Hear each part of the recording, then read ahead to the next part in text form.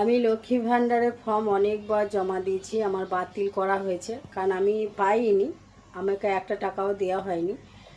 আর এটা হয়েছে কানলা 1 নম্বর ব্লকে, কানলা পঞ্চায়েত যেটা বলে।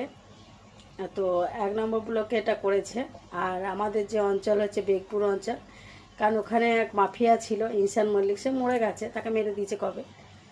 তো নাদনঘাট বিধানসভা আমরা ঘর ছাড়া হয়েছি আজকে 10 বছর হয়ে গেল, কারণ মমতা ব্যানার্জি জেতার পর থেকে আমরা এদার ওদার করতে করতে করতে করতে আমাদেরকে মারধর করে ঘর ছাড়া হয়েছে, বাড়ি ঘর মানে লুটপাট ভাঙচুর সবই হয়ে গেছে, একদম ঘরের মাঠ করে দিয়েছে।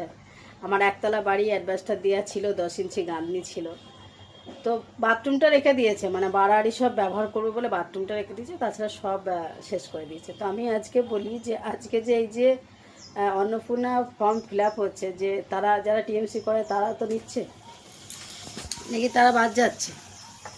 বাদ যাচ্ছে না তো, তাহলে আমি কেন বাদ গিয়েছিলাম? এর কোনো বিচার নেই। কারণ কথায় আছে না, নরমের পোঁদে সবাই লাগে, শক্তের পোঁদে কেউ না। আর মুসলিম জাতটাই এমনই একটা জাত যে উস্কালেই উস্কে দেবে। আর আমাদের গ্রামটা বেশিরভাগ মুসলিম, তা তাদের আজকে কি বলবো, মাঠে খাওয়া মানুষ তারা ছিল, তাদের আজকে বাড়ি গাড়ি ছেলের চাকরি বাকরি মানে অনেক কিছু করে ফেলেছে, সেগুলো ফেরত দেবে? তাই টিএমসি কর্মীদের কোনো দিন দলে ঢোকানো উচিত না।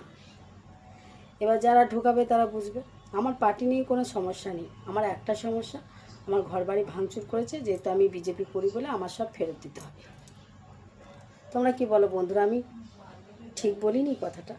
আমি তো গরিব মানুষ, তাই না? রাধে রাধে, জয়